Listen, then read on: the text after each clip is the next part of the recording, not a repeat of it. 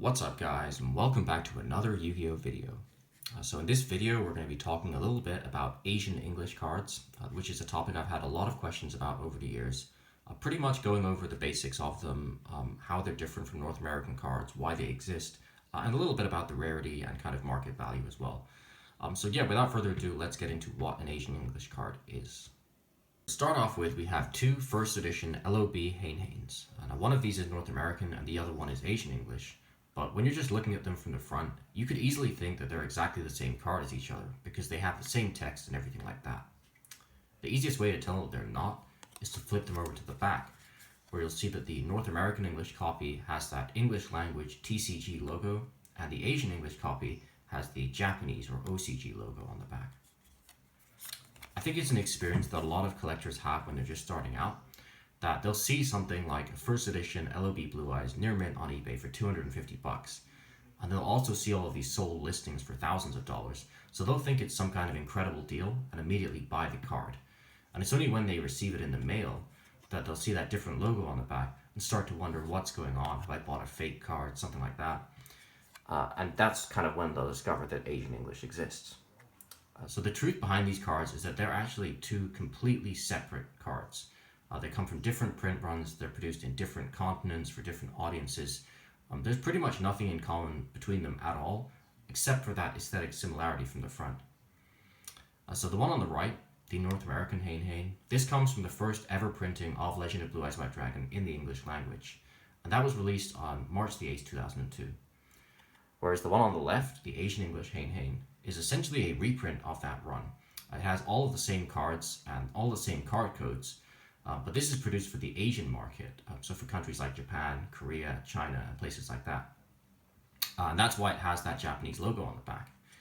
This is also printed in Japan, whereas all North American English cards are printed in North America. So I'll go more into the rarity of these cards and other things like that later on in the video. But first of all, I thought I'd just point out which sets Asian English cards exist for. So Asian English cards exist in first edition, for all expansion sets released up until Enemy of Justice, and then also a couple of products from 5Ds as well as a few starter decks and things like that. And in Unlimited, they only exist for the very earliest sets released. So LOB and the two starter decks, Yugi and Kaiba, do have an unlimited run, but in general, when you're looking at an Asian English card, you would expect that first edition stamp to be there, and it doesn't have the same kind of meaning that it does in the TCG, where the unlimited print run is just printed to demand in huge numbers, and the first edition ones tend to be the rarer versions. Even for LOB, for example, where they did make an unlimited run of Asian English, those cards actually tend to be harder to find than the first edition versions. Now for the first few sets, as with LOB, Asian English cards all had exactly the same set code as North American ones, and it was only by looking at the back that you could see that they were Asian English. But starting with Invasion of Chaos in 2004, and then for all later releases as well, they actually added an AE into the set code to denote that they weren't the same thing. So you can see this Master of Oz says AE033, whereas any TCG version for any card from this period, whether it's European or North American print, will say EN in that same place. And I think it's fair to say that starting with Invasion of Chaos, where they have this different set code, these cards became a lot more collectible because they could finally be viewed as an actual version in their own right, rather than just some kind of cheap knockoff of the North American print. Alright, so now that we've got the basics out of the way, I'll talk a little bit more about rarity. There's actually a lot to go into on this topic because there's a lot of different aspects to cover. So just as a starting point, Asian English cards for most sets were produced in much smaller numbers than North American. And the reason for that is that they actually appeal to a much smaller market. So North American cards were made to fill the demand for the whole of the United States and Canada, which is a huge audience for Yu-Gi-Oh! Whereas Asian English cards were only made for a very small niche, which was Asian countries outside of Japan and Korea, which had their own language printings. And those are the countries where nearly all of the collectors were to begin with. So that just meant that these were printed for a much smaller number of people. And in terms of tournament legality as well, North American English cards were the only cards tournament legal in North America to begin with, and Asian English cards, because of having that different back, were not legal in North America, but they were also not legal in Japan or Korea either. So the number of countries that they could actually be used in Asia was pretty small, and that's why they didn't print that many in general. But For LOB, it's a bit different because they actually massively overprinted the first edition Asian English run of LOB relative to the demand for it. So I don't know if it's actually as big as the North American run. I could still believe that it's slightly smaller, but there's certainly no big difference in rarity. And another huge factor is that obviously first edition cards in Asian English are not any rarer than unlimited, even for the sets that they do exist. And for most sets, they don't exist at all. So again, when you're looking at kind of the premium of that first edition stamp, there's a much bigger reason to pay a premium for a first edition North American English version of a card than there is for an Asian English one. For LOB, you have that overprinting of the Asian English run, as well as the way smaller demand than there was for North American. That results in a massive difference in market value, and there's even some other justifications for that I'll go into in a bit.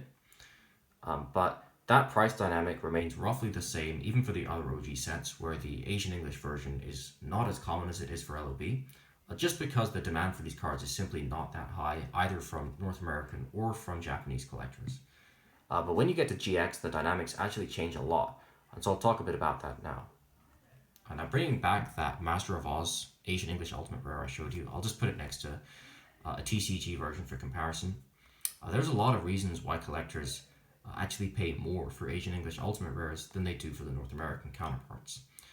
Now one reason for that is rarity, because as with most Asian English products, these are printed in much smaller numbers than the North American one.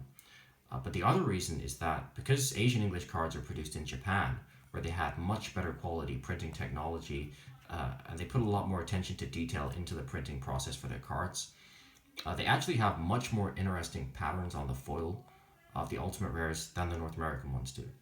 So you can see this North American English Master of Oz has pretty much a flat foiling. There's like a tiny bit of detail if you look really closely, but very little. This Asian English copy, on the other hand, has a huge amount of detail, just little patterns and details everywhere. And the foil pops a lot more as you move the light around it. So that combination of rarity and aesthetics means that for most GX Ultimate Rares, especially when you're talking about raw prices, the Asian English cards are worth a lot more than the North American ones. Now the price dynamics are a bit different though, because Asian English doesn't have any retail or hobby distinction. So in North America, retail and hobby was a big thing, and in retail boxes for GX, you could only pull the Ultimate Rares of Rares, whereas for hobby boxes, you could only pull the Ultimate Rares of Super Rares and Ultra Rares. And for most sets, even within that, the Ultra Rares were printed in much smaller numbers as Ultimates than the Super Rares were. So North American English has that big kind of rarity hierarchy going on, but in Asian English, there's no hobby or retail distinction, and so all Ultimate Rares from a given set have exactly the same rarity as each other.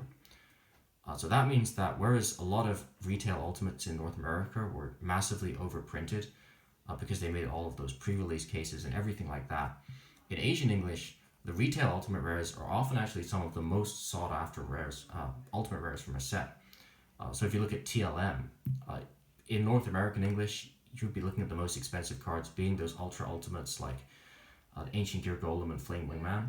But for Asian English, those are still expensive Ultimates, but Elemental Mistress Doriado, which is just a retail Ultimate Rare, is actually the most expensive card in the entire set, because collectors love how it looks, and it's just as rare as an Ancient Gear Golem, so there's nothing holding back that market value like there is with a retail Ultimate in the TCG. Right, so that's pretty much everything that I wanted to talk about in terms of the rarity of the cards themselves relative to one another. But there is actually one more very important topic to touch on, which is the rarity of condition. So nowadays for North American English cards, collectors pay a huge premium to be able to find gem mint examples of cards, PSA 10s, BGS 9.5s, that kind of thing. And the reason for that is not only that the cards were played with a lot during the early days, so it's hard to find a pack fresh example, but that especially for the earlier sets, the printing quality of the cards was actually extremely low, and the quality control as well. So even when you have a pack fresh card, there's a very high chance that your card won't be gem mint. So this Hain here is a pretty good example of that. I bought this from someone who opened a first edition box of LOB, sleeved the card directly from the box, so it's as pack fresh as you can get. But it has all sorts of different issues which result from the printing process itself.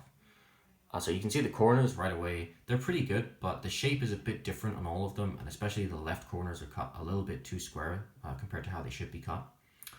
The centering of the card is very poor left to right, and on top of that, it even has some edge wear on the top border, which is just from the cutting process where the blades they were using were so blunt that they actually left behind whitening as they cut the card.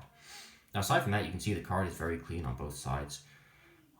There's nothing else wrong with it, and it's never been played in any way. But despite being pack fresh, this realistically would not grade higher than a PSA 8 thanks to those factory issues. Whereas when you look at an Asian English card, like this other Heidenhain, because these are printed in Japan where you have that better printing technology and much higher quality control, being a pack fresh card, this is almost guaranteed to be a gem mint copy as well. So the centering on the card is pretty much perfect. The corners are all perfectly cut to the shape that they should be. The surface is nice and clean. They're not actually as high gloss as the Japanese cards were, Asian English cards in general, but they still have very high quality surfaces. And just the whole production quality is extremely high. So when you're opening a box of Asian English cards, it doesn't really matter what the set is. You're extremely likely to pull a gem mint copy of a card, if not even a pristine example, just because of that high print quality.